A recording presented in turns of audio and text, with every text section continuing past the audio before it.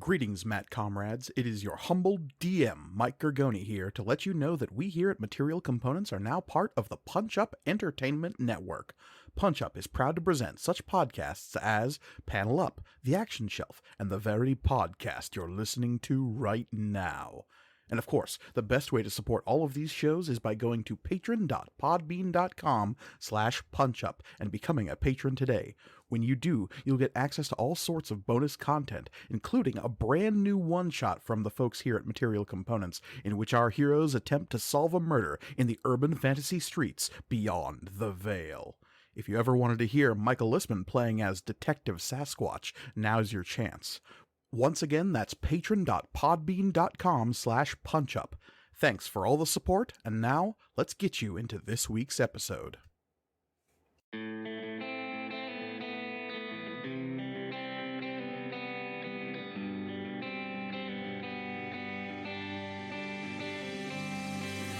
Material Components, Season 2, Episode 76, A Moonbase of Our Own.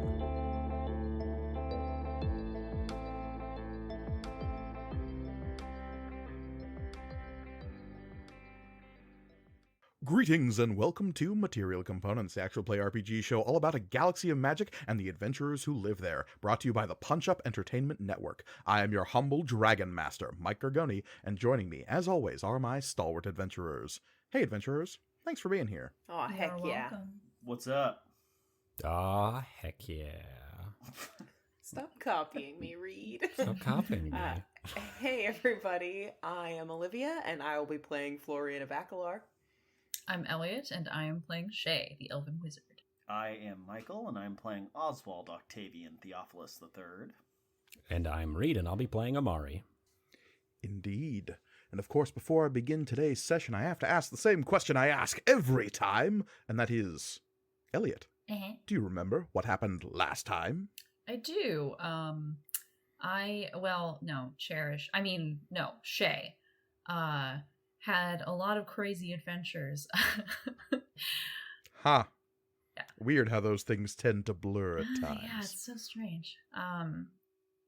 Last week was a bit of a wacky, wackadoo, fourth wall breaking episode. It was very, very cool.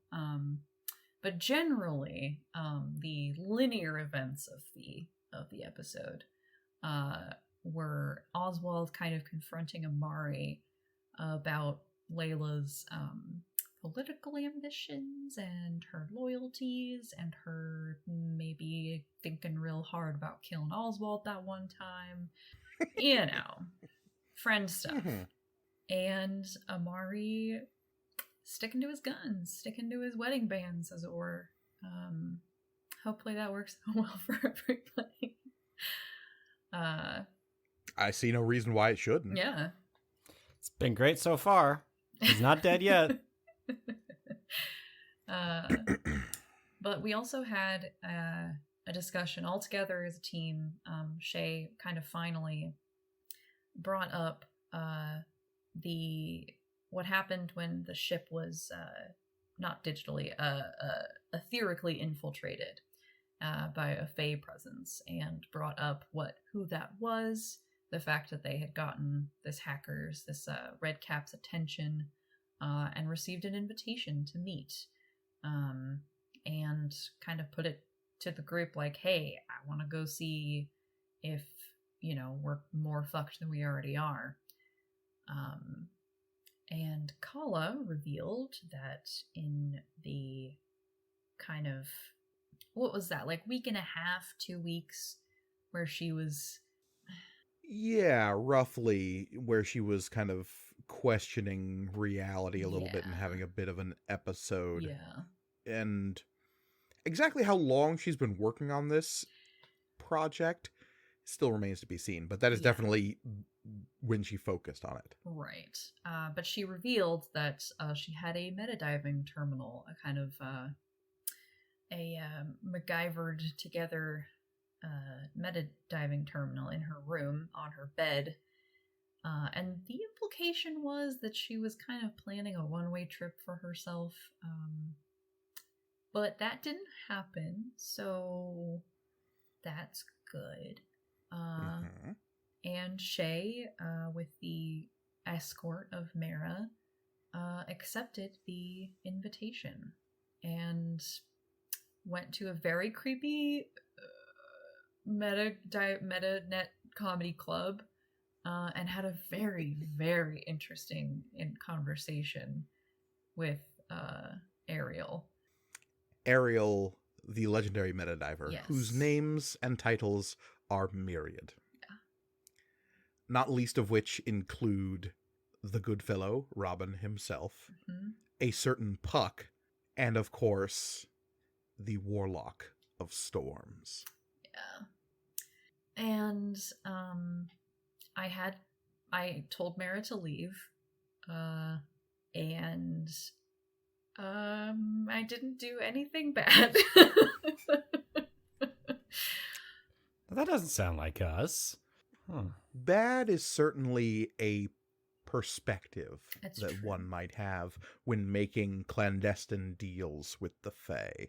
And just because you have promised a favor to the Warlock of Storms at a time and temperament of his choosing in exchange for dread information, which could tip the balances of power in the Dragon's Wake towards some kind of apocalyptic war, And is hopefully not is that really alive. bad? And that is the question, right? Because you have entreated with a warlock of the Fae, famously of the courts of the Fae, the warlocks being the only ones capable of outright lies. Yeah.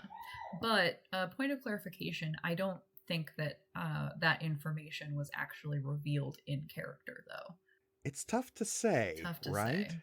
That information is definitely a part of Shay when they reemerge from this meta dive. The knowledge of whomst you have bartered with is ingrained in your brain on an instinctual level.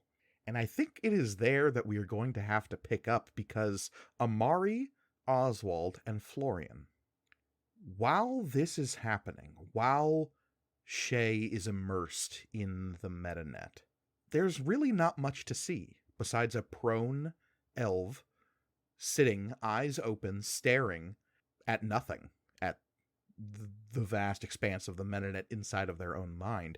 But beyond that, there's no motion from Shay's body, and there is no real need for you to be here other than to wait with bated breath for your wizard to reemerge from this clandestine meeting.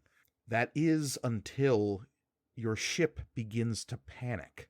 There isn't much of a better way to describe it when the lights all within the Tiresian begin to flicker on and off, doors lock and unlock, systems begin turning on and off, and alarm klaxons of 1,000 different systems throughout the ship begin to whine with a unified sound that blends together as Mira shouts, "Pull them out, pull them out, pull them out, pull them out!" We do that. And Kala, like, for a panic second, looks over to you, Amari. Do it. Yeah. And she does. She pulls the emergency ripcord that tears Shay out of the metanet. This executable program that rips your consciousness away from where you are and the entity that you are bargaining with and slams you back into the meat prison you call a body. It takes a moment for you to reorganize your mind and realize where you are as your friends lean towards you and check to see if you're all right. Meanwhile, the systems of the Tiresian all shut down. Like, fully shut off, or do they just, like, go back to normal? The lights turn off, the doors all unlock, everything turns off. Okay. And Florian didn't touch anything, right? As far as you can tell. Okay. I mean, I'm touching the ground with my feet, but... We haven't left the planet, correct? We're still, like, No. grounded Yeah, and no, we're not everything. in space. We're not getting Okay. sucked into Okay. the vacuum, yeah. Just It is want to still the make sure. 29th of Hirnal. Mira?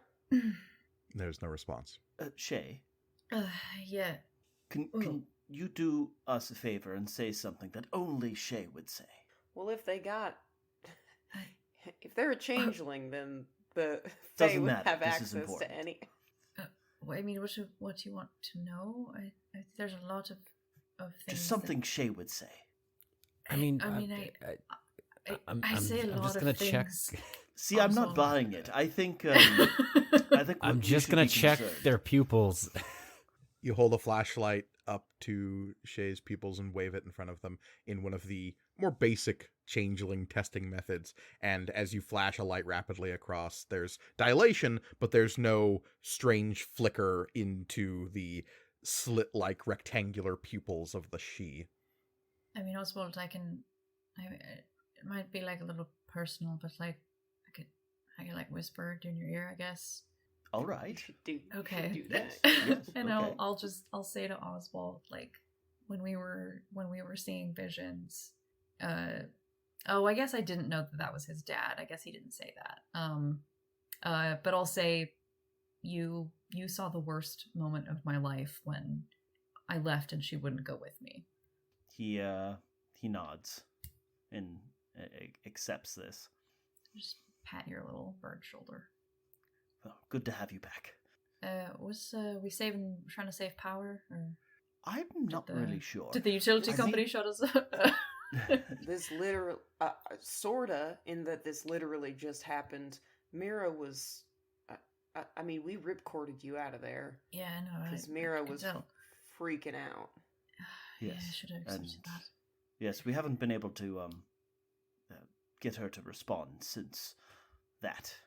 So Mara, I'm back. It's okay. And almost as though it hesitates to do so, the power will flicker back on the ship, and all the systems will return to normal. Mara won't respond, but that is a response in and of itself. I can hop in the navigation chamber and interface for a sec if you want to talk. And there's no response. Flash once for yes, twice for no. There's no response. Shoot. well, how did it go? I mean, he's a freaky son of a bitch. That's probably why she's freaking out. He wouldn't say anything that we didn't already know without making a deal, and we all know how bad an idea that is. Yes, I was afraid that would happen. Well, I mean, it's not like you made a Shade. You didn't happen to. Did you make a deal with this Ariel? I don't know why you'd be asking that. Just being thorough, I suppose.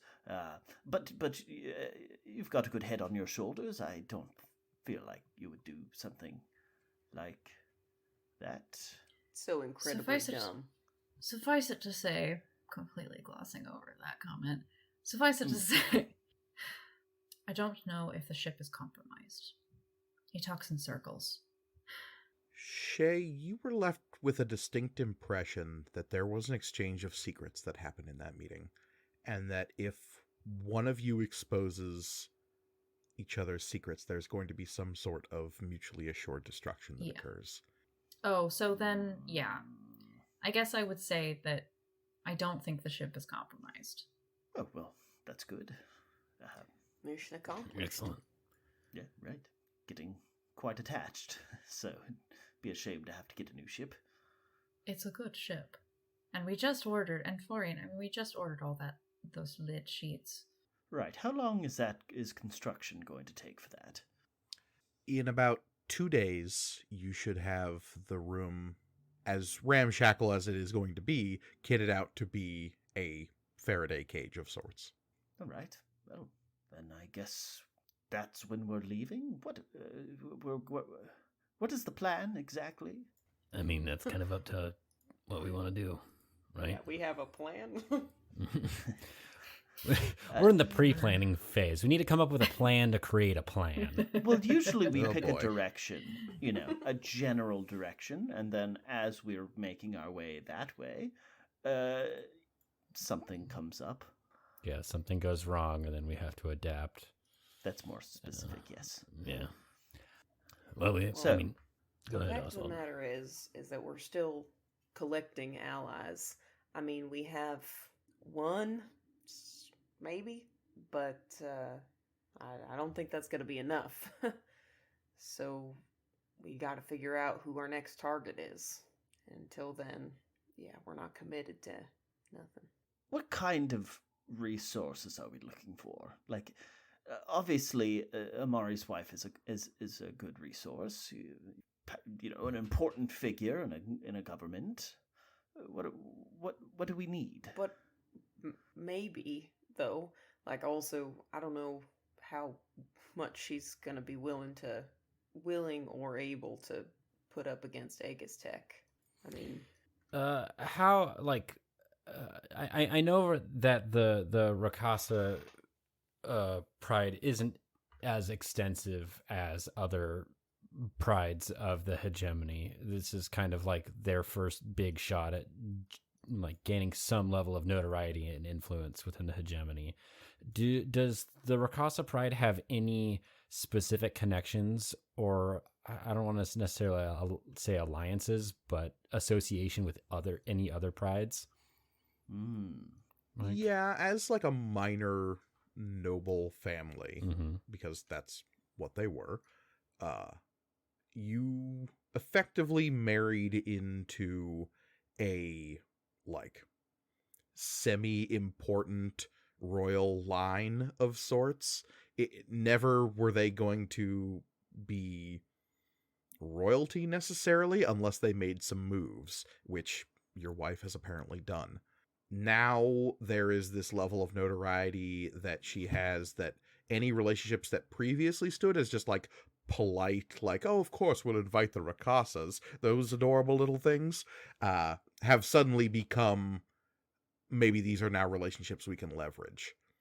So in terms of who Pride Rakasa is friendly with, it's a lot of people, because they were never important enough to make enemies with anyone. Now who knows? Now there's going to be a lot of jockeying for get these people on your side.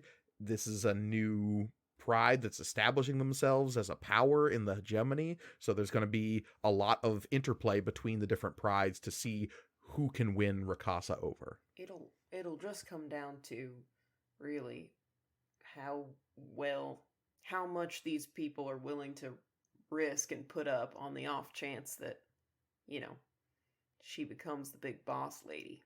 No offense to your missus or anything, but, No, I mean, legitimately, it's fine. I mean, the more people we have on our side, the better. There's already a number of houses that don't take kindly to the Empire, so I'm sure there's going to be a number of them who are jostling to throw some weight our way. Makes them look better, at least in the eyes of the hegemony. Who is the main...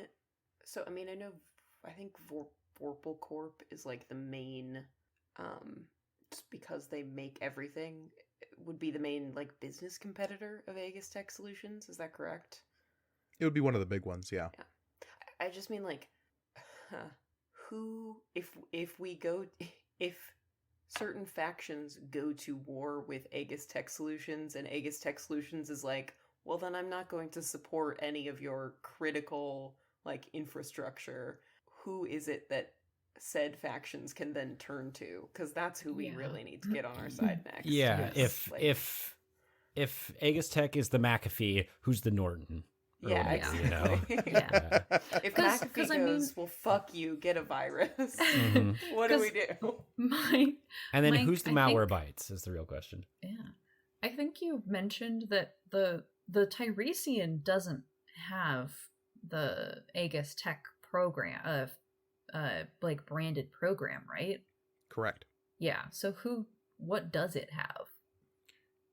That is a very interesting question that you have not asked up until this point. It's I'm so glad you're asking it now. I think whose brand are we repping? Shay's even like, hey, wait a minute. We don't even have the Aegis Tech one. So wait, which one do we have?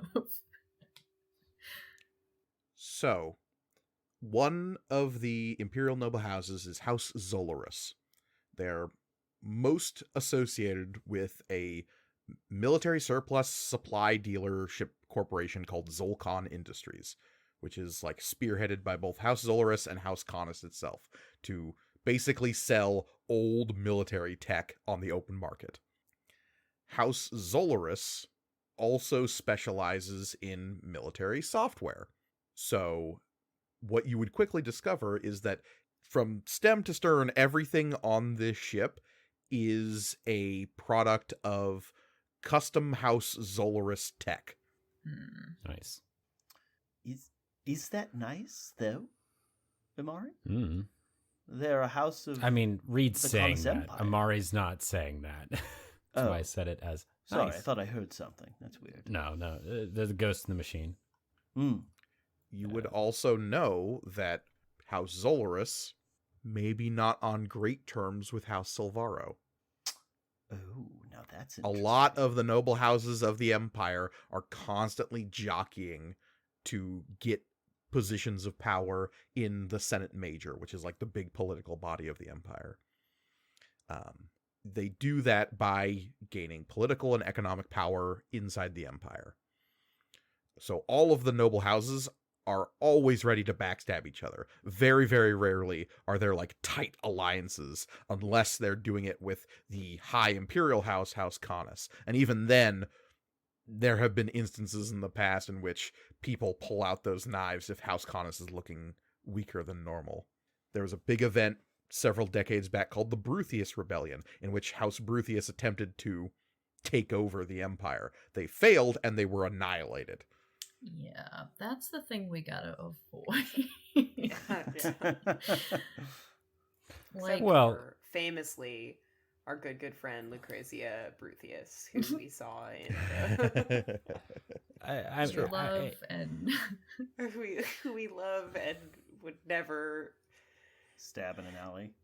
yeah. No. I think it's I would important to never note stab in an alley. that like what we'd be offering is not like a full-blown rebellion, right? This is Right, that's the thing that concerns me about this whole endeavor, is like I guess having the start of an allyship with some authority is good, but like, how are we four chumps going to be like, hey, Imperial House, here's all this information, please do what we say, please. I mean, we have an in with Julian, right? So that is a conversation that could potentially be had at some point to be like, First of all, hey, Do we? Do And, we? but also, but it is like so. more so than a lot of the other people, yeah. We have like the nuclear codes, but like times 1,000. Yeah. And so it's gonna be hard to be like, hey, don't take this and twist it to Use your it. own purposes, please. Right. Please don't kill the four of us very easily and Yeah. just take Mira. Perhaps some well-placed and well-implemented blackmail? That's a good way to make friends. Let's become crime It's a good way to lords, not you guys. die. Let's do a leverage. Mm. On that note, Shay, you would recall that two of the biggest pieces of information that Ariel 100% did not tell you because you already knew Mhm. was that there were only two individuals that know the totality of Project Chimera. One of those people is Cromwell Silvaro We could have just let of House Silvaro. We could have just let Business kill him. And honestly, better late than never. We should. I will bring that up. Like, this is technically, and again, just talked in circles, but this is something that we do know and just really haven't really boiled it down and talked about it. That the only two people who really truly know the entirety of what's going on with Mara are Cromwell Silvaro and that guy Hector. Interesting. So, that's true. We haven't really thought about what we want to do about Silvaro specifically. What can we do about Hector, though? Hector might be easier to get, although I'm not sure. He's not even a member of House Silvaro, if I'm not mistaken. He's just an employee at Aegis Tech.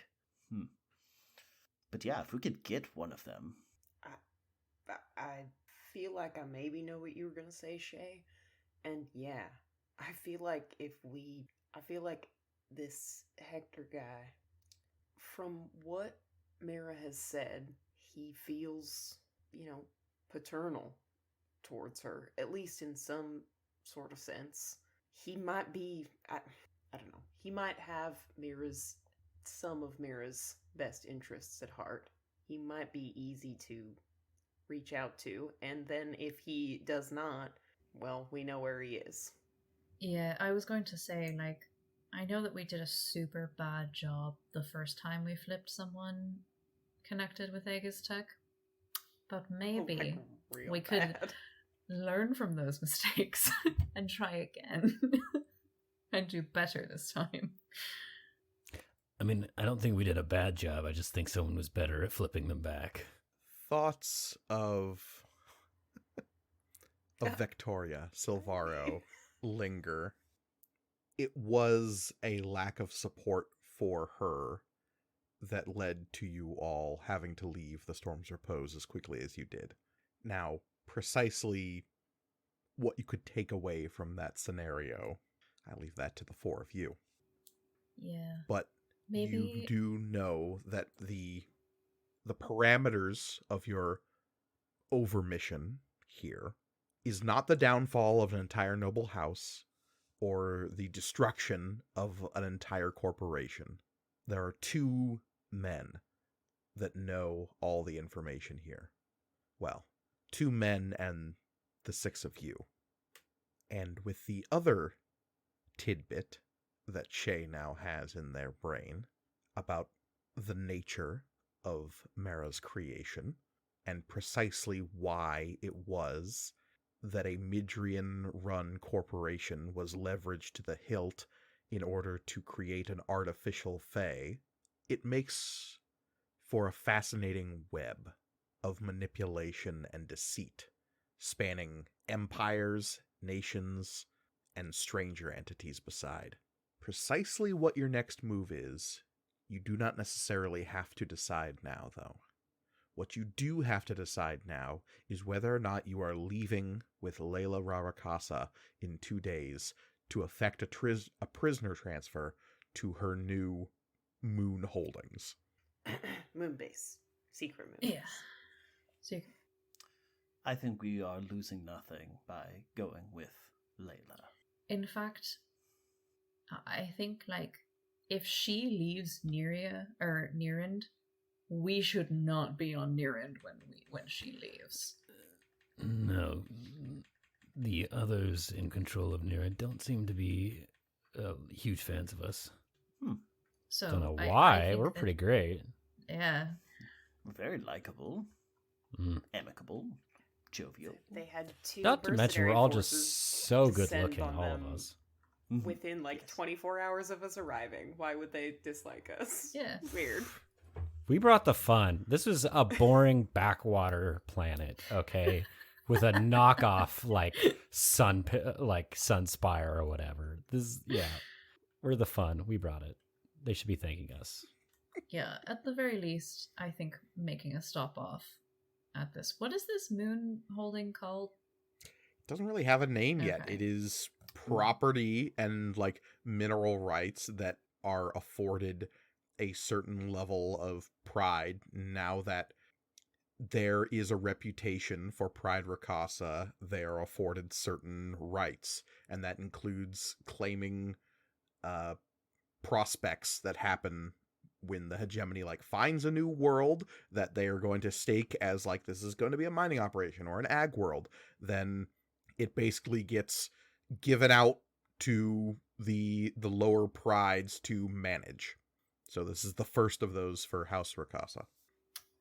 But yeah, I think What's that there and like, yeah, you don't know. Yeah, I think that even just making up, it's like just stopping off for like maybe a few turns to If get our this is bearings going back. to be if this is going to be a resource that we can potentially use, it might be good to take a look at what the resource has to offer. So that leaves the question, are we taking the prisoner and Layla with us, or are we letting them go on ahead? It doesn't make a lot of sense, honestly, for them to come with us. We already have a target painted on our back. Right. We also don't have a ton of room. Right.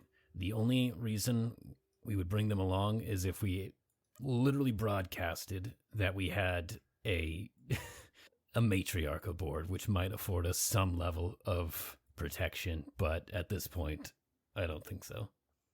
Could also be a point of security for, important government figure on this vessel. Not a lot of defenses. No, and if I'm being honest, I'd rather her be surrounded by a few more people than us. You're right. I would also rather her not be on this ship.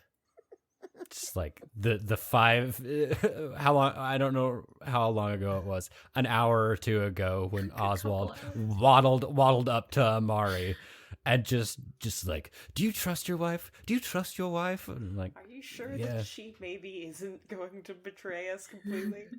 She might betray the three of you. Would you like to see the calculus on her face as she decided as to whether or not to kill me? I've seen it. You're an asset. I have the video. Fascinating. How do you think she looks at me constantly? Yes, yeah. It's very much a praying mantis debating whether or not to kill their spouse constantly.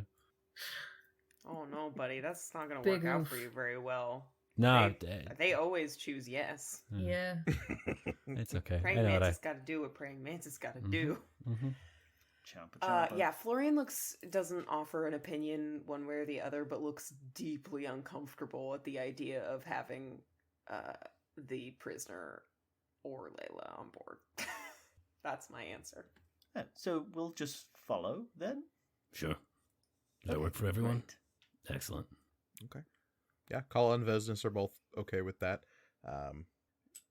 Kala looks like she is itching to ask some questions to Shay specifically, but seems like hesitant to do so as this group is still sort of piled in her room.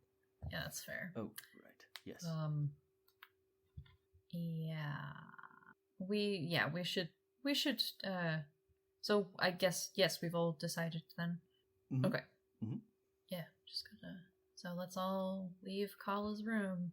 Okay. As you do, Vesnes kind of like nudges Florian and says, "It's probably good that we do not have Amari's wife and person who you tried to eat back on ship, yes?" I literally didn't try to eat him, but yeah, that's sort of part of it. Also, yeah, it just seems like a real bad idea. It's mixing all of us folk together, just in general. I didn't eat him, though. I literally just pressed him up against the wall and... whatever. I'm done. Let's go. This conversation is happening as the two of them are walking down the hallway. Yeah, we're walking to the mess hall or something to get food. It's just yeah. Oh, question. And this is because I don't remember. Has the footage been shown to Florian? Not yet. I plan on... Oswald's the only one who has it. Okay. But I think Shade definitely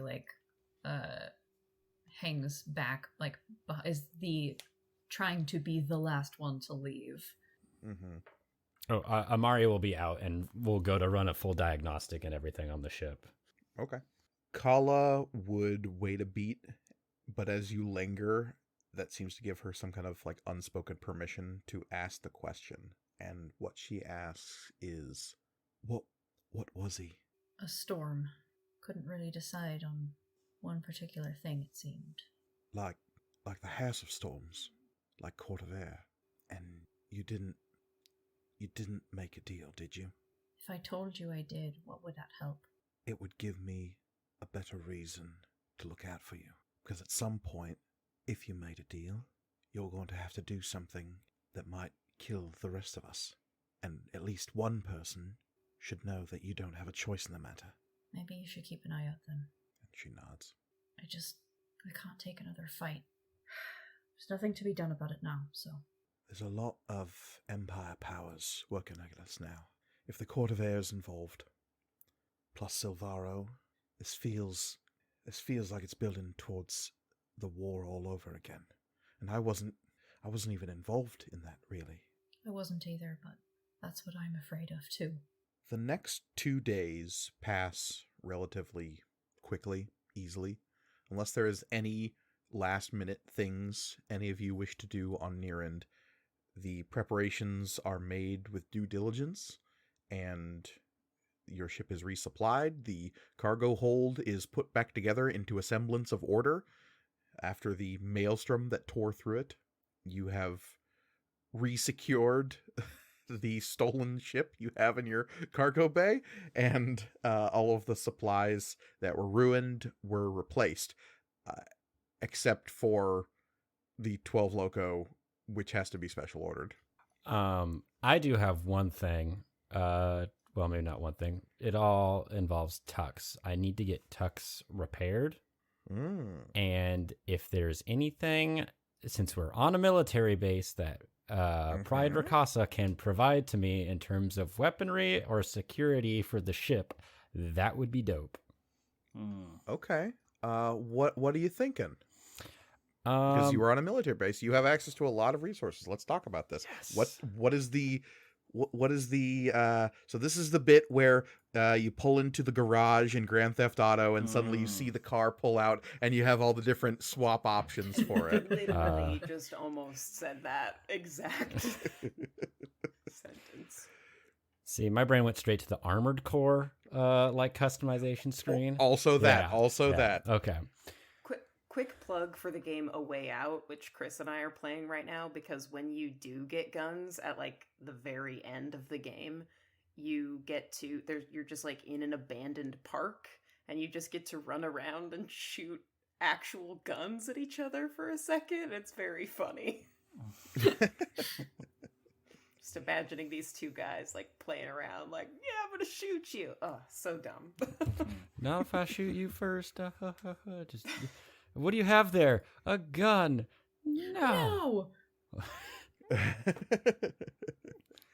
So yeah, Amari, what are you thinking for Tux upgrades? Because all of this could have easily been accomplished over the course of your stay here. Perfect. If there's a way I can increase it, Tux's like Aether pool, that would be cool.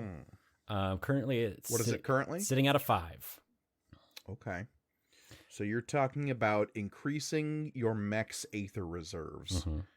What does that look like? What like physically, what does that look like? If Tux has more Aether available, what increases in size or density, or like is there like a backpack made of crystals now? Is there a much larger like weapons battery? What does this look like? So the full Tux's what if it looked like Tux is also wearing like a suit of armor on top? Everything has been just kind of bulked out. So the arm, like the weight is distributed like throughout the entire thing. So there's not like a weak point on anything. So the suit itself becomes like the extra power source. Okay. And then, yeah.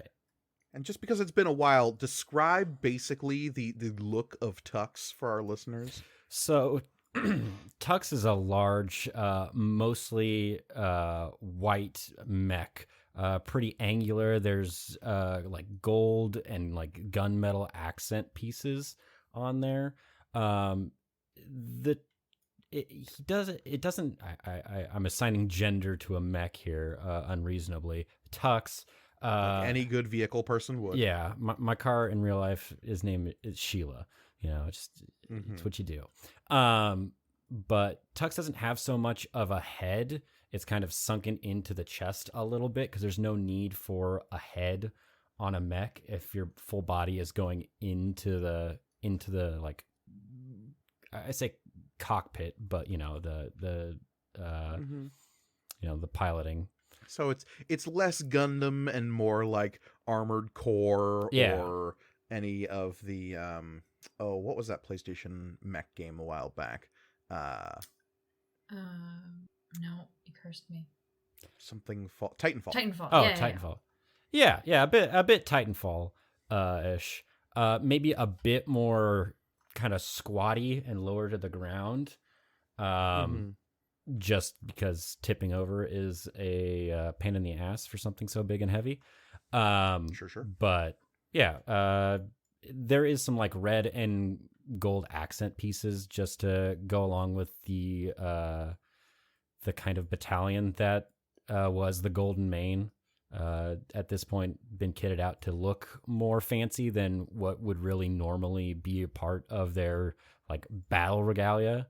But yeah, looks dope. Okay.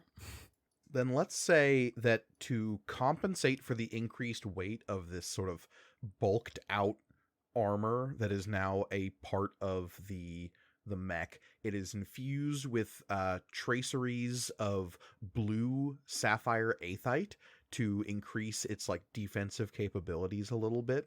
So you have these lines of blue running through some of the armored plating now. And to accommodate for the excess weight, the leg joints have been reinforced, and now the feet of the mech are these splayed three-toed numbers that kind of go out and distribute the weight more widely and evenly at the base of the mech. Awesome. And yeah, all that happens. And Sweet. so Tux is looking brand spanking new by the time you're leaving this place. Excellent. I am keeping like much like an ace pilot. I am keeping track of like defeats on it. So there is a bunch of tally marks, and I'm adding a new one. Not that I beat like killed Florian, but I'm considering that a win. Florian will remember this. Florian doesn't need to know. Florian in the night just goes and scratches that one off. Buffs it out. All right. If there is nothing else, the isolation room is constructed, and there is, of course, one more thing. Yes. You asked One us. more. You asked us what we could do. I'm sorry. There's Yeah. just one more thing. It's just Florian. All right, there's just, Columbo, what you got? There's just one more thing. There's just one more thing. Oswald's gonna check in with Florian. Hasn't had a chance to check in since the whole monster scenario. So, just at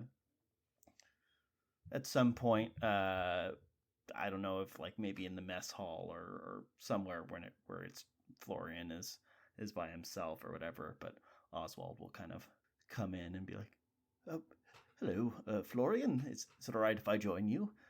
Yeah, of course. Oh, excellent. How are you feeling?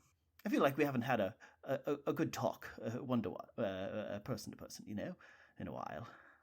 I would say, well, we've been busy, but we really haven't for the past little while. Yeah, I'm fine. Yes? How are you doing? Oh, I'm doing excellent. Haven't had a 12 loco in a bit, which is exciting. I'm removing part of the equation for 12 loco. See, there was a large amount of caffeine in that beverage, and I still very much need caffeine, but I'm trying to cut out the alcohol part, the downer part of it. So we'll see how it goes, but so far so good. God, that sounds great, buddy. Yes. Well, and you're feeling all right and everything. Yeah. Your vitals are everything checks out. Did you have a medical examination recently? I mean, like the mandatory on the Storm's Repose, but it's been a while.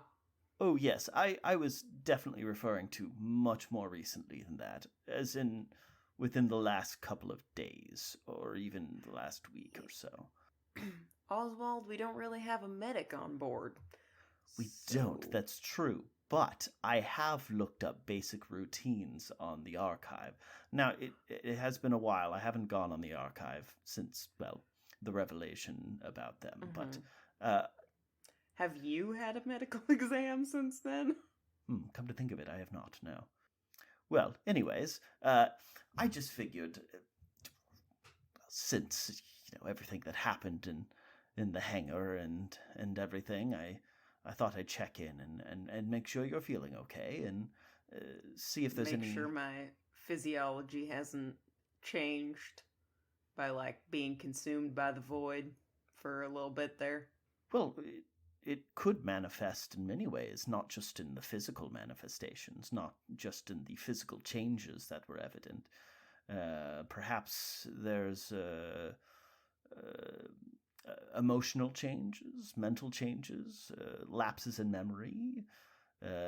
Perhaps perceptions have altered at all. Nope, not since. I mean, obviously we know this stuff is all triggered by jumping. So Right, we'll see if right. I go crazy and stab everybody. But the isolation chamber should have fixed that. Yes, I'm.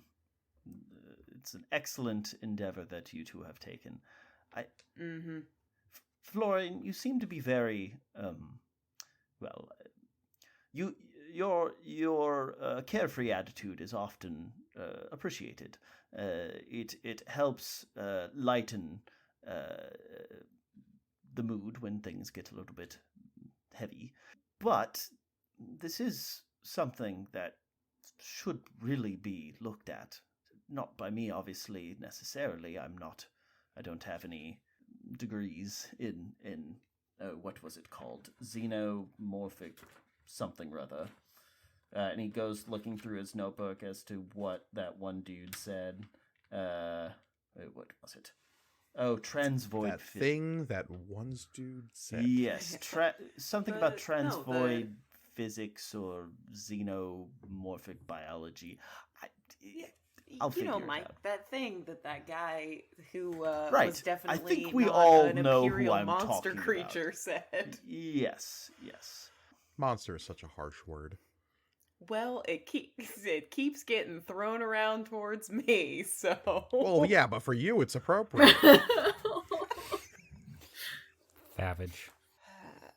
So, what exactly are you suggesting, Oswald? That I go into a hospital on Nearend, since that's the only planet we're going to be on for the next little while that has, like, hospitals, and say, I recently had an experience where I was a weird shadow monster. Can you guys check me out? I think that we should be careful about who we talk to about it. Yeah, me too.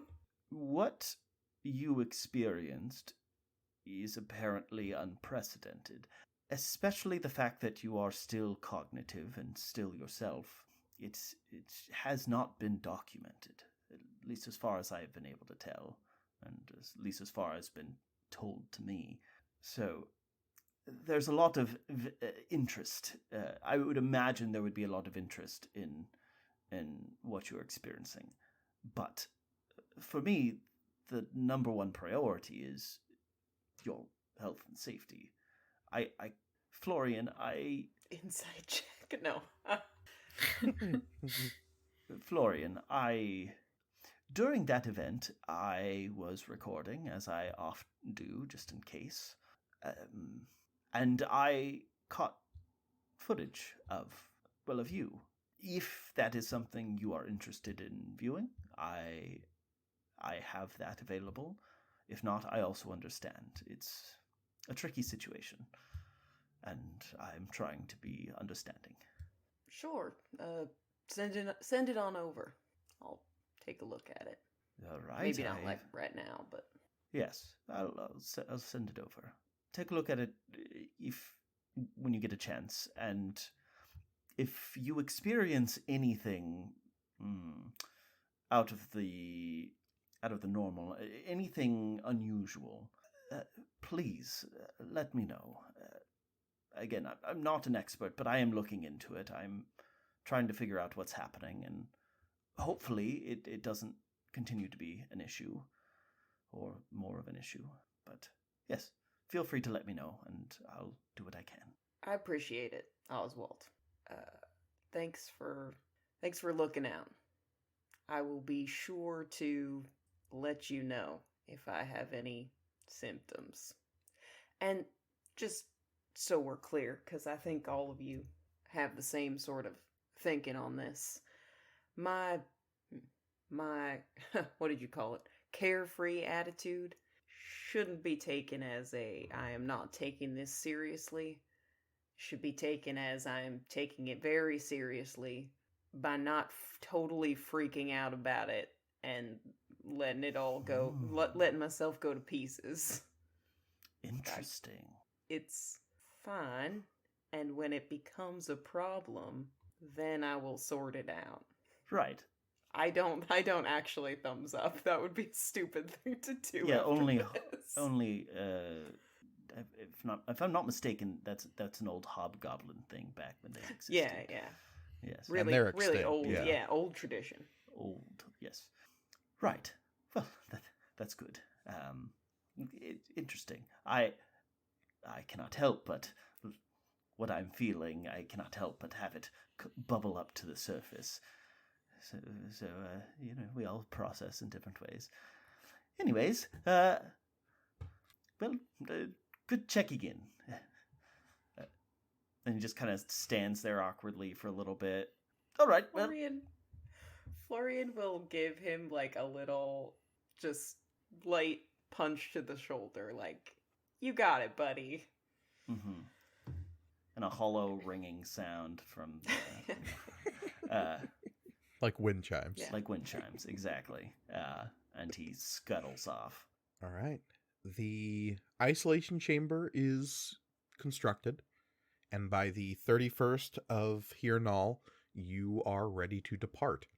With the decision made that Layla and the prisoner will go separately, there is no real reason for her to stick around other than covering you all with her reputation. She does so for a day, but is pretty itchy to get going because it seems like this whole power play she's making to take this prisoner is rubbing the local matriarch in incredibly the wrong way. Oh, cats hate that too. You're taking her toy away. Oh no. So, at the very least, Pride Rakasa has made its first enemy among the hegemony, and that is Pride Neria. Well, luckily those people are also like nobodies, so This is true. In the grand scheme of the hegemony, yes. Worth it. Yeah, nobody in Pride Neria holds a seat on the Council of Pride Mothers. So, you have about a day of spare time where Layla takes off before y'all, but you don't experience any difficulties leaving Nierend. It is well that you have made good with your wife because you now have this air of clout about you, and a lot of the rank and file of the hegemony here treat you with the respect you deserve as the prime mate of a matriarch of the hegemony. Groovy. And, of course, your hangers-on are afforded some respect as well. So you leave. On the 31st of Hirnal, you depart Nierend, making for the stars. This is the first time you will have attempted a warp since the whole incident with Florian in the cargo bay of your ship. And my question for Florian is, did you watch the video Oswald sends you? I was just thinking about that myself.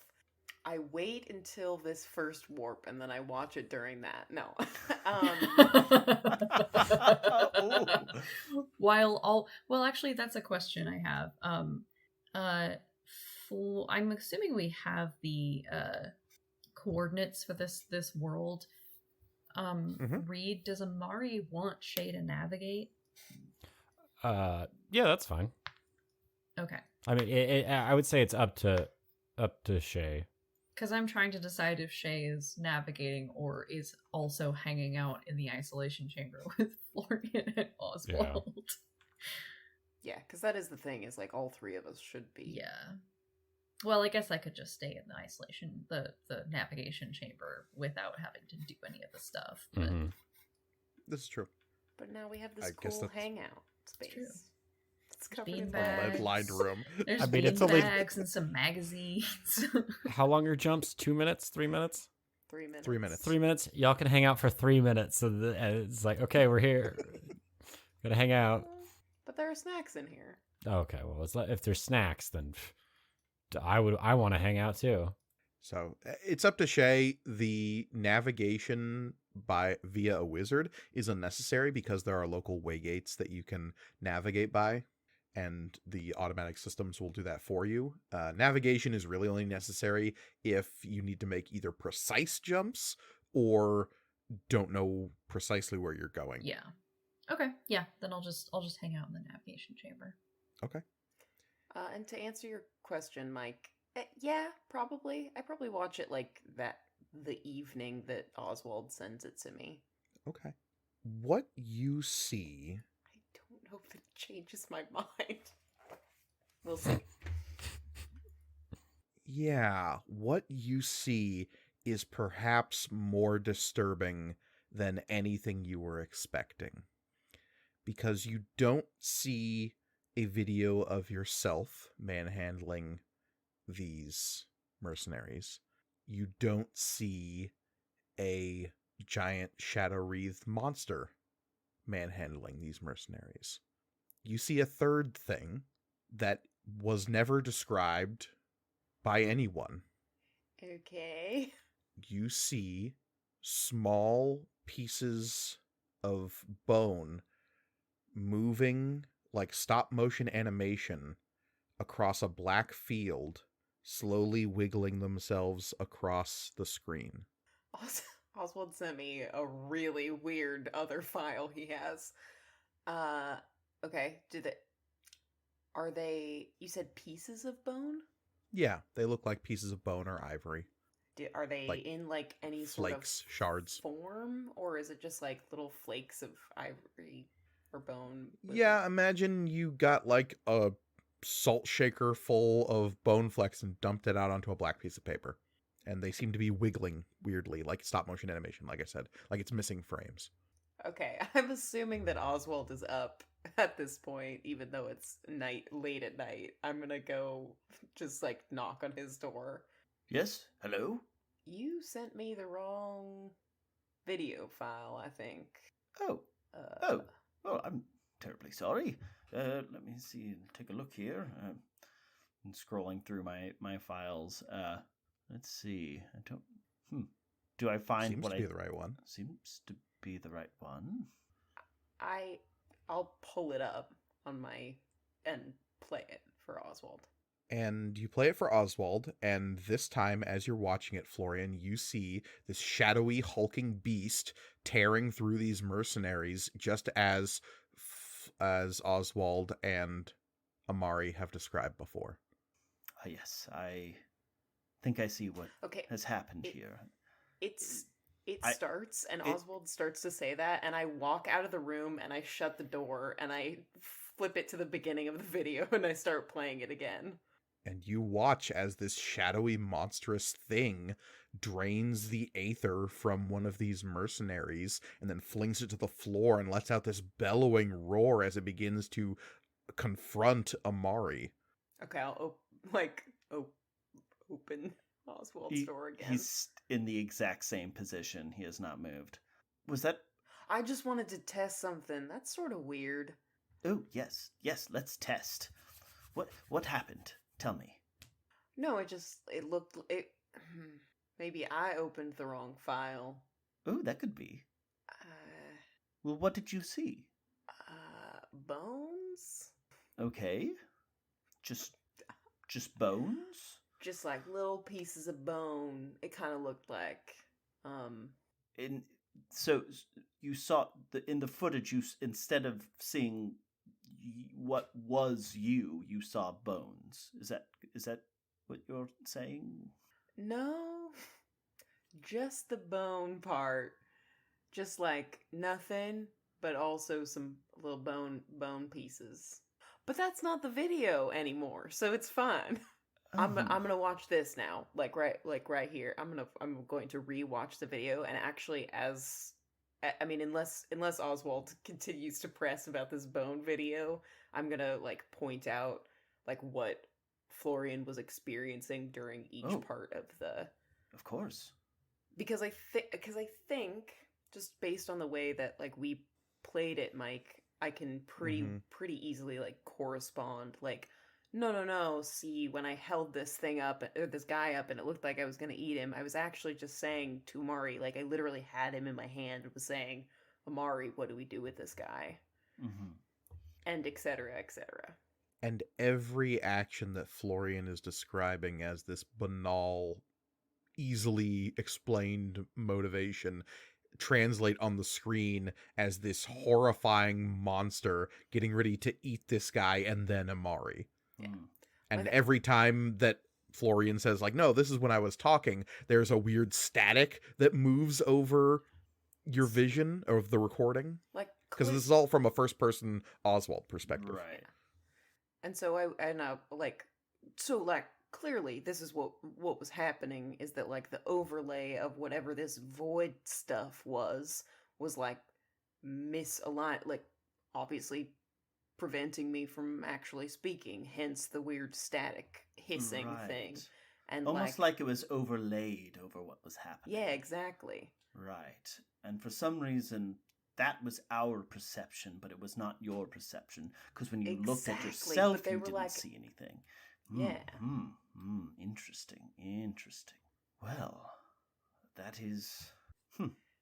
Hence why I have not been super Right. I mean, according to your perspective, nothing happened. I mean, that makes total sense. I completely understand. But that does bring up so many questions.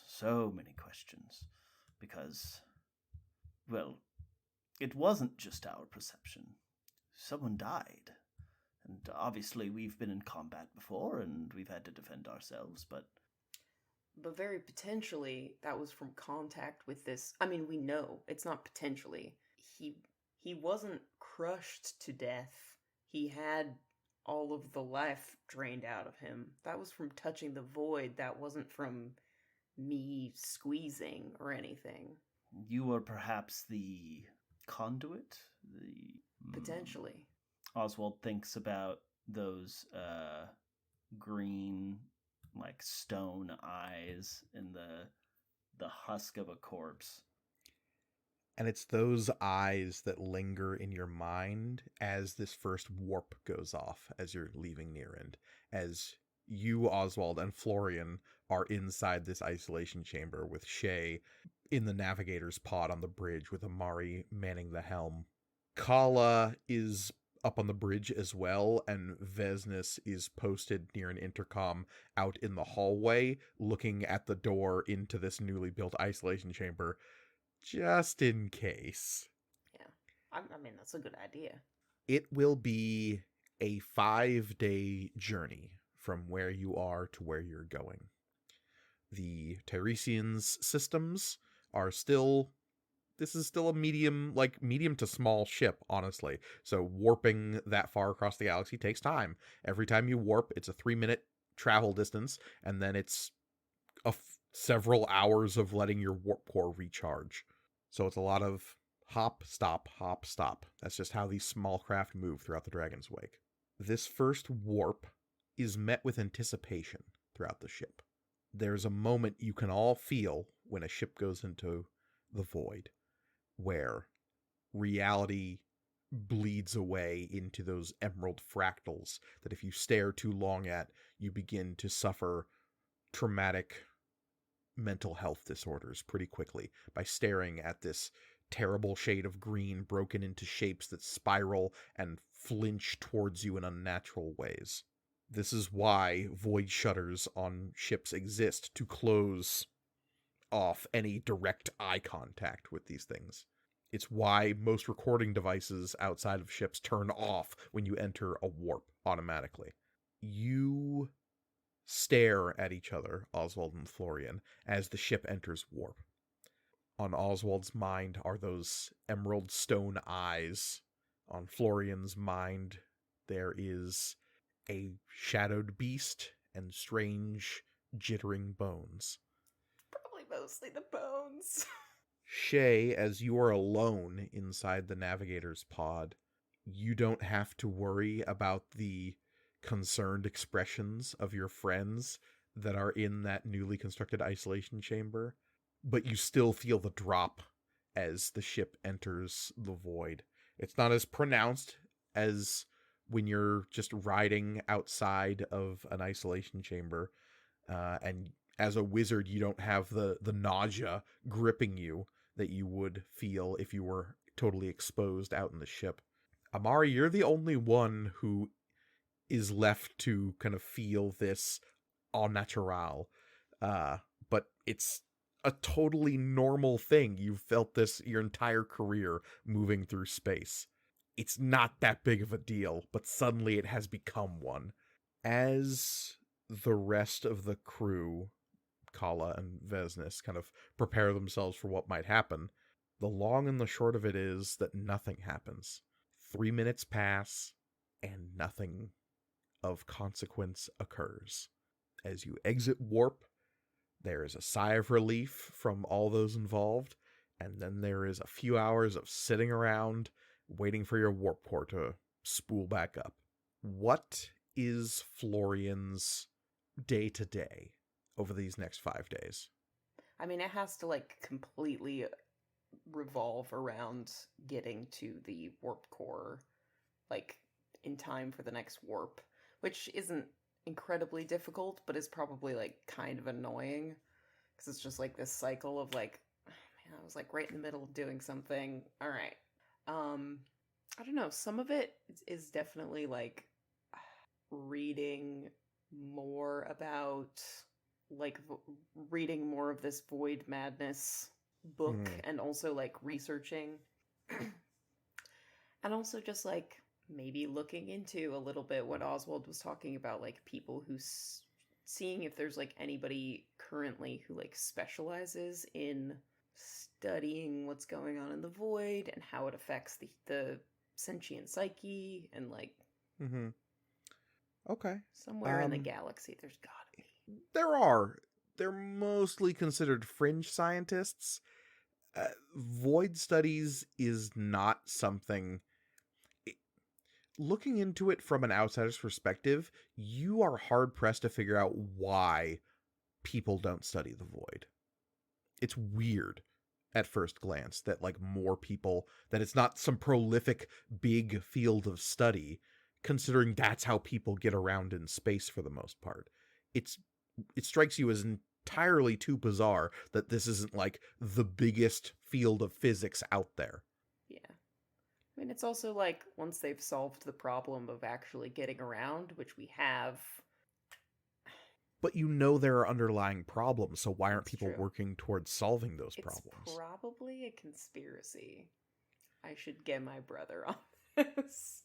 And maybe that's a thought that crosses your mind, but, like, slow research over the next few days would give you a lot of the answers you're looking for where this is concerned. It's not studied because people who study it tend to look too long at the void. Studying it has intrinsic problems insofar as even secondhand, like, observation of void fractals are known to cause migraines, nosebleeds, and blindness in some extreme cases. Direct observation can lead to long-term bouts of paranoia, mania, oral and visual hallucinations, and a host of other problems. Early onset schizophrenia and dementia are not unheard of for direct void exposure. What exactly causes that? No one's entirely sure, other than whatever radiation or energies exist in that place cause brains in sapient creatures to deteriorate at a rapid pace. And it is a fringe science because most places won't fund research on things When that you're will kill Yeah. people who research it. Yeah. It's I that makes sense on both an ethical and also just a financial level. Yeah.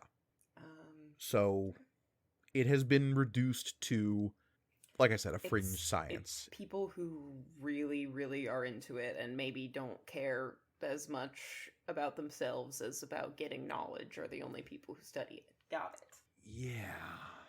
And there's a term that you'll run into every once in a while, void cultist, that has a whole other set of baggage to it. It implies someone who is working towards understanding the void at the cost of themselves and those around them. Someone who has become devoted to that gain of knowledge in almost a religious way, in a cult-like way. They don't have an organization or a semblance of, like, orders or some kind of code that they live by, but they are a cult nonetheless. Okay. I think that like most of these study sessions end in a similar way, which is like the same kind of situation you get when you like are reading creepy pastas or like something on the internet or like watching a weird video and then like all of a sudden it's like, okay, that actually got like a little too real for me. So I think a lot of these sessions end with Florian being like, well, thank goodness I'm not like that. Okay, go into the mess hall to talk to a real person for a second. So I think that this research probably happens, or this kind of searching happens in like small doses over the next 5 days. There is one researcher, and there's like reportedly a book out there that you could probably find if you did some digging on the metanet that like talks about the dangers of void research at greater length. It is like an actual published academic study that made the rounds. You find references to it in your reading, but you never actually find the document itself. Apparently it is referred to as the bleached tongue doctrine. Okay. And it references this idea that a lot of larger academic organizations have gone to great lengths to expunge people who talk at length about void studies to reduce the number of people who get into void studies. Okay. Yeah, you find several references to the bleached tongue doctrine. You're not exactly sure what its origins are, who wrote it, but like there are definitely references to this idea that there maybe is like not a conspiracy, but a concerted effort at the larger fields of academia to stop people from studying this stuff. It is on the third day of this research that one of the video links you click showing a professor talking about some of this stuff resolves into a black screen with little jittery bones moving slowly towards a central point on the screen. Like they're actively moving, like in a pattern? Just, there's like a pile of them on a black surface, like a sheet of paper, and before they were all spread out and diffused kind of like at random pattern, and they seem to have now like started to clump together towards the center. If I keep watching the video, does it just like it just ends? The little widgets just jiggle and move slightly. They don't continue to like move into a pattern, but like in the clump they're in near the center, they just like wiggle slightly and like jitter like the frames of a continuous shot are missing. Okay, just kidding. 3 days of interspersed research, because fuck if I'm gonna keep reading stuff after this happens. But I do think that Florian will get up and go grab like whoever is available and be like, hey, watch this video with me. Don't worry about it. Does it resolve itself into a real video? Yeah, it is a Okay, video of a cool. very dry professor talking about the need for 3-minute length because of warp time, because any longer and even the best, most effective shields tend to deteriorate based on the exposure to void energies. It's Kala. The and 3-minute timer is there for a reason. It's Kala, and she's like, "Why are you making me watch this?" Okay. That's very interesting, Florian. Yep. No, don't. Yeah. Thank you for. Yep. Don't worry about it. All right. I don't know what he does for the next 2 days. Sits in his room and stares at the wall blankly. On the 5th day, there's at least one moment where you blink, and in the darkness behind your eyelids, there's a little white patch that resembles a pile of bones. Fuck off. God, I hate that. But when you open your eyes, it's fine. Okay. But all the voids go perfectly well. Yeah, and now we're here. Cool. Yay. You have warped across a chunk of the galaxy. In that time, Mara has made herself available again. It was only that first day where she was sort of panicking. When asked about it, she wouldn't want to talk about it necessarily. She was very, very scared of the person that Shay went to meet. She doesn't know anything about them other than she's had some kind of like lizard brain terrified reaction to it. She will not refer to the fey creature in gendered terms. She always calls it it. In those 5 days, Kala will dismantle the metadiving rig in her room. You see pieces of it showing up in the cargo bay and in engineering. Like pieces that you didn't even, like pieces of machinery you didn't even necessarily notice were missing are replaced. In those 5 days, Vesnis would like to have a conversation with Oswald. Okay. She finds you at some point when you're like moving in the public spaces. You can decide where exactly this takes place. No. Maybe the cargo hold. Sure. As you're surveying the ruins of the 12 Loco pallet, there's still some salvageable cans in there. He's just standing, staring, maybe salivating a little bit. Mm-hmm. And Vesnis would approach you from behind. She's not trying to sneak up on you, but it's definitely like she would kind of wait for a minute to see if you turn around on your own. Nope. And then eventually she would tap you on the shoulder. Oh, business. Oh, sorry. Oh. I was not trying to sneak up on you. No. You were just not there, man. No, I was thinking about, can I help you with something? I think so. Okay. Yes. I have a question for you. And it's one that I hope you answer truthfully, but I will not be offended if you do not. Okay, sure. What do you think of the cog? And she'll point at herself. I have to say, you are one of the first I've ever had the pleasure of getting to know. That is not surprising. Right. I can say that my father was not overly fond of the cog, but I often found that in my search for what I wanted to do with myself, things to learn about, it's better not to make judgments before you have all of the information. And I just didn't have any information, if that makes sense. That makes a lot of sense. It Yes. makes some of the most sense I have heard from almost anybody I have spoken to. Well, just how I thought about it. I do apologize that I will say when you asked me about what I knew about the disease, and it is unfortunately cog culture and everything. It is a gap in my knowledge base. And would you say you are typical where this is concerned?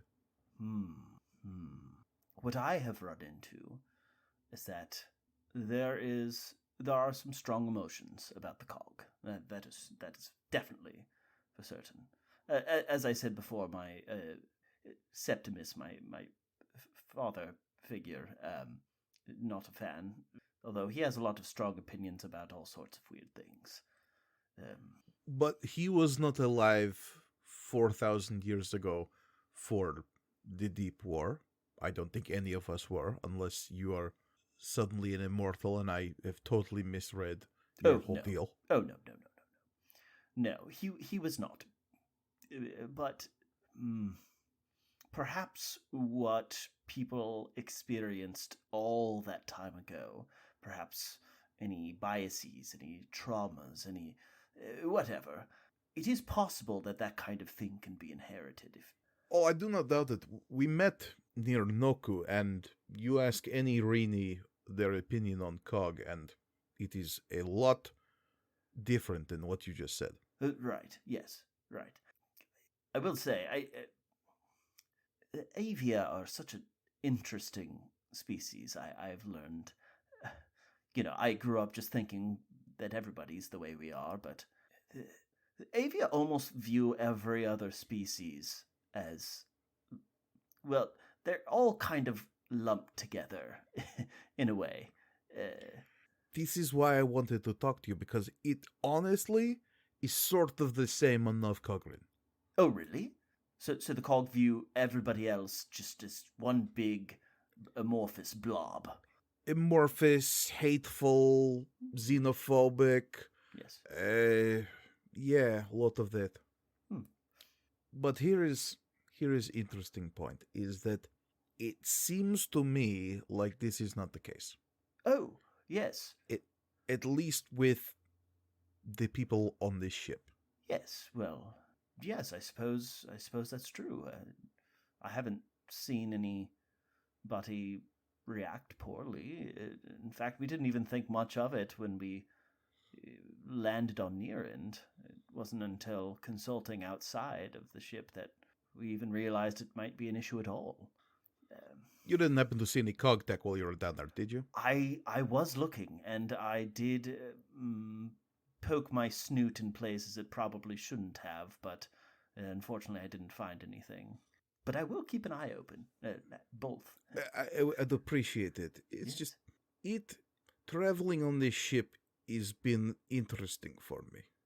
Yes, I think for us all. It's just, I have not had a lot of exposure to other cultures. Yes, and I'm trying to figure out if the people on this ship are a good sampling of people, or are you all weirdos? I think both can be true. Okay. And she will immediately turn and start to walk away. All right, good talk. Amari, your final approach to this place takes you really close to Minos. What's left of Minos.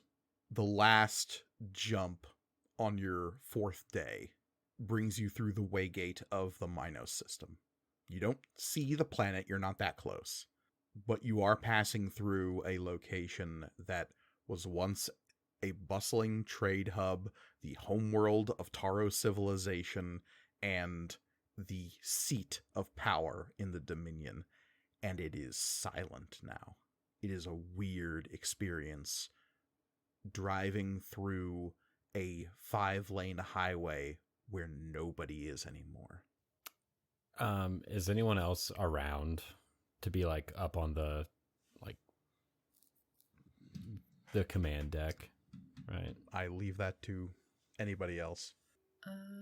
I mean, when we come out of the warp, Shay is on the bridge because they're in the isolation chamber, the navigation chamber. Mm-hmm.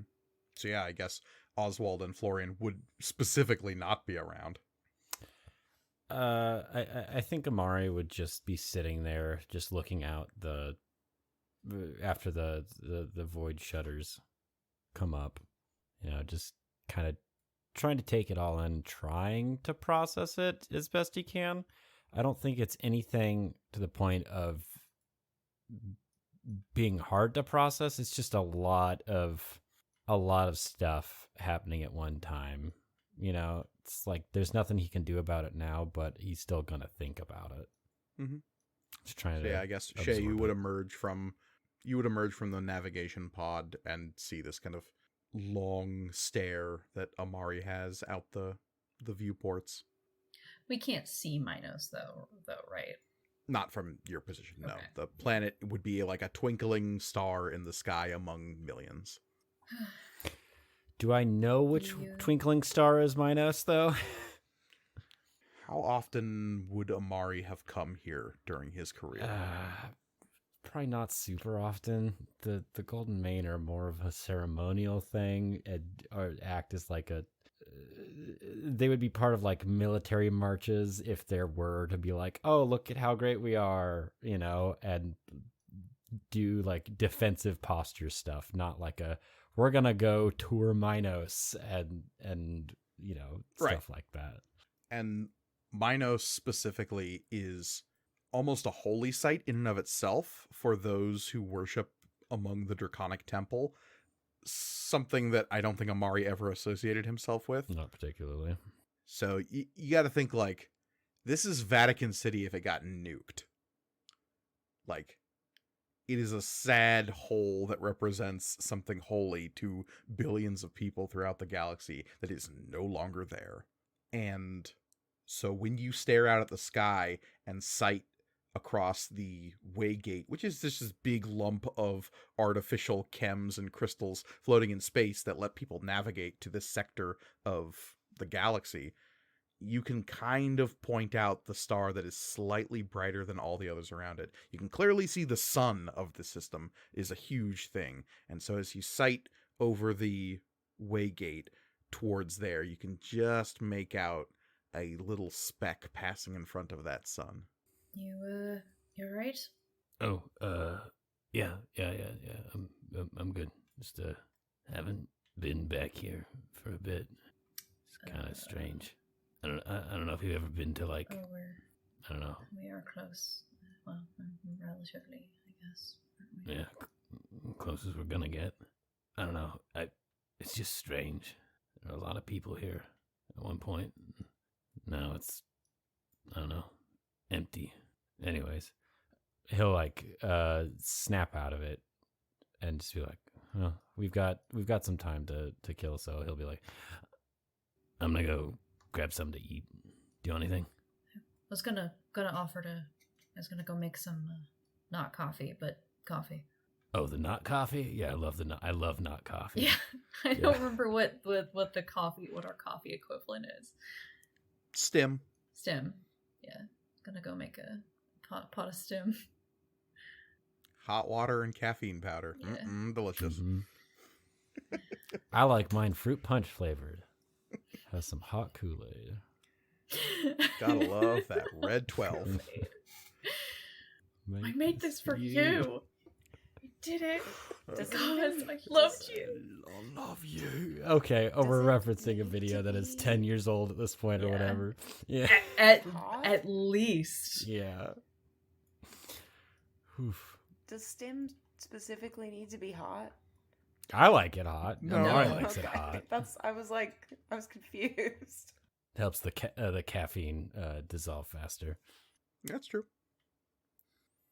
As you leave the Minos system, all the weight of that history sloughing off like so much rain off a duck's back as you slip back into the void, you make for a position that is, honestly, galactically speaking, pretty close to Vastplane. It's not within the system or anything, but if Vastplane is at the 3 o'clock on the galactic clock, you're somewhere between 2 and 3.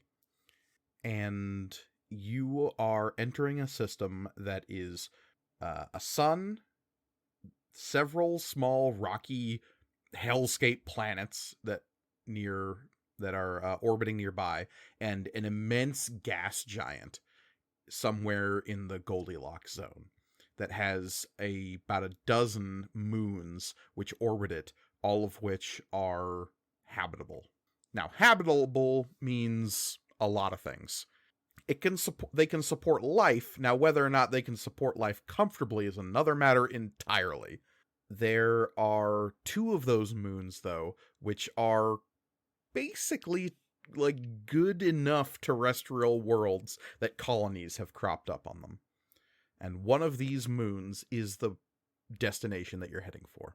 Based on your readouts of this place and like some navigation equipment, you would be able to tell that the name of this place is a string of numbers. It doesn't have a name yet. I can give you that string of numbers if you want me to. 8675309. Yeah. Good enough. Excellent. It will be up to Pride Rakasa to give this place a name when it becomes a larger settlement. A name. A name. Ooh. And again, that's if. Right now, it is little more than a mining camp. The aethite that is being mined here is not unusual or particularly valuable any more so than any other aethite. But as a terrestrial world, you have access to crystalline forms of aethium all over the planet. There's also like large asteroid belts in this system that can be harvested eventually. This place is a blip on the map that was discovered in the last 50 years, and the hegemony is just now getting around to assigning somebody to make it profitable. And that is Pride Rakasa. As you come in, you are hailed by a local security force, and by security force, I mean Dave at the flight tower. Yeah. Hi, Dave. Yo, what up, Dave? Yo, Dave. Hey, It's your Dave. boy. Yeah. Hi, Dave. This is Prefect Amari Kaurakasa requesting landing. We are in the Tiresian. You should have our information. Copy that, Tiresian. We see you on the scopes. Let me just, Hey, Daryl, what do we do when a prefect comes? Okay. Oh, shoot, I don't know. Copy that, Tiresian. You're cleared for landing at, landing zone Tango Beta 3. Thank you. Dave, was it? Just north of the tower. Excellent. Yeah, this is Dave. Awesome. Thank you, Dave. Oh my god. my Tiresian people. out. It's probably not a trap, but that does sound like they're covering because they're about to Dave sounds ambush us. hot. I'm Is Dave just- hot?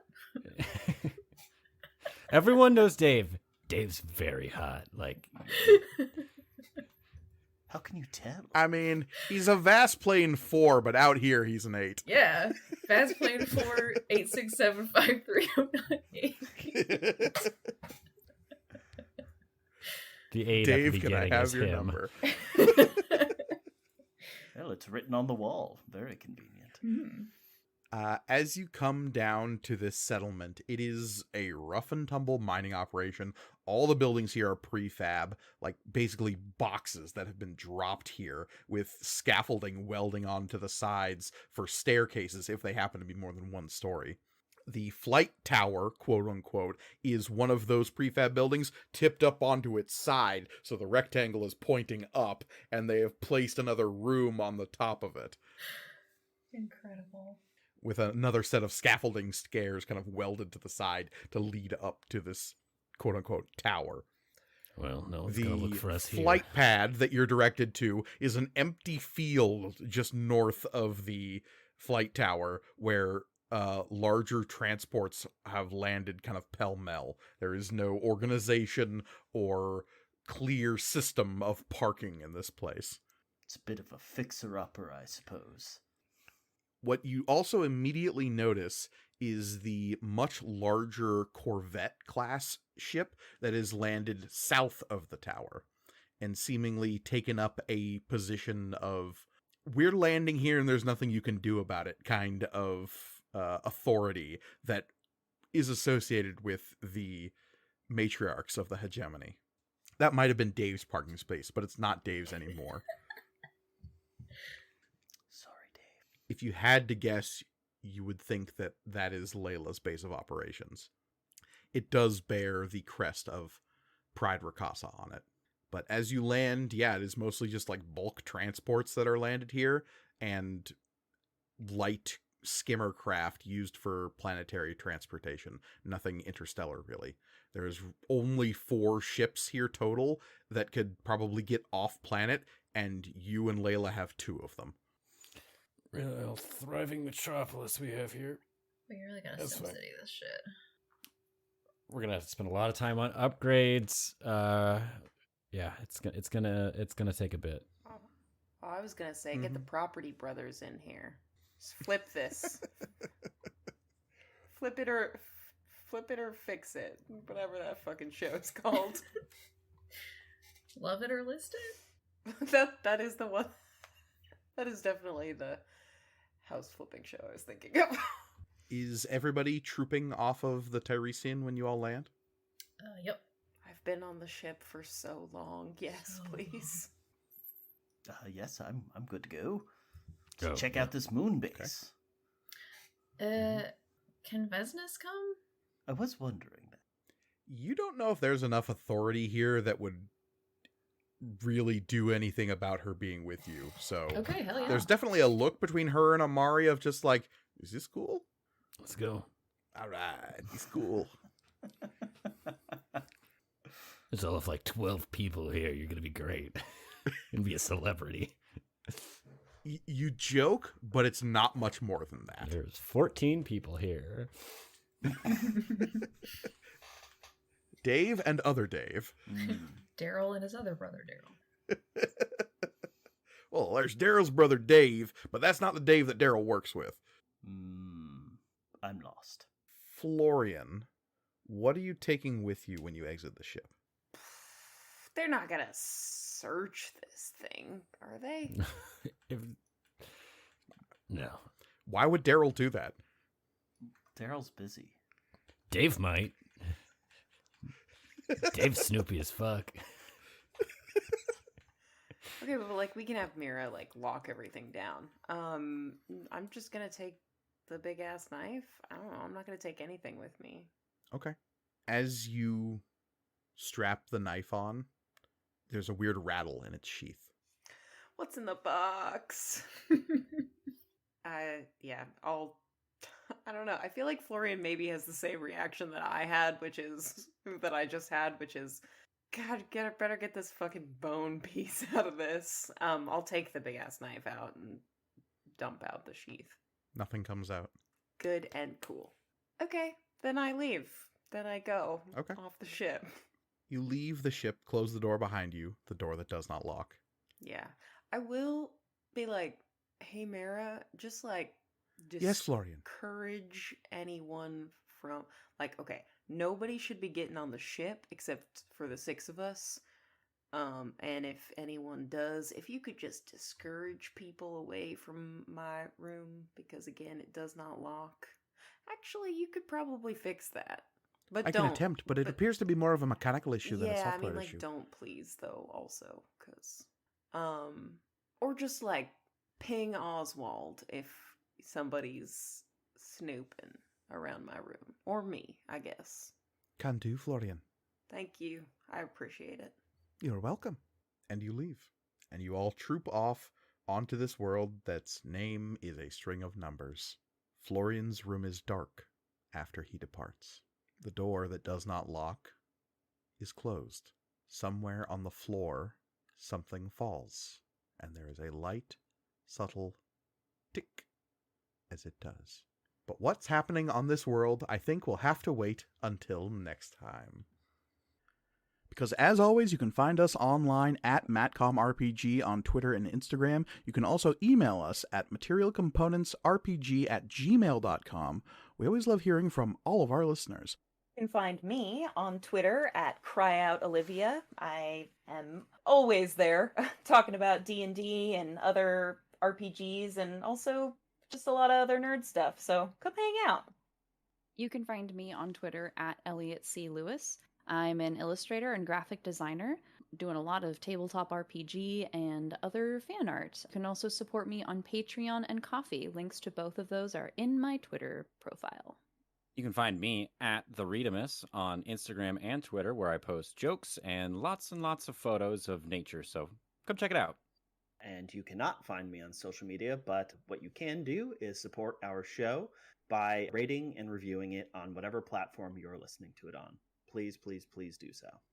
Indeed, and finally, you can find me personally on Twitter and Instagram at MKGorgoni, where I'm always happy to talk about all things material components. But as always, The world is chaos, so please be kind to each other. Goodbye, everybody. Goodbye. Bye. Goodbye. Bye.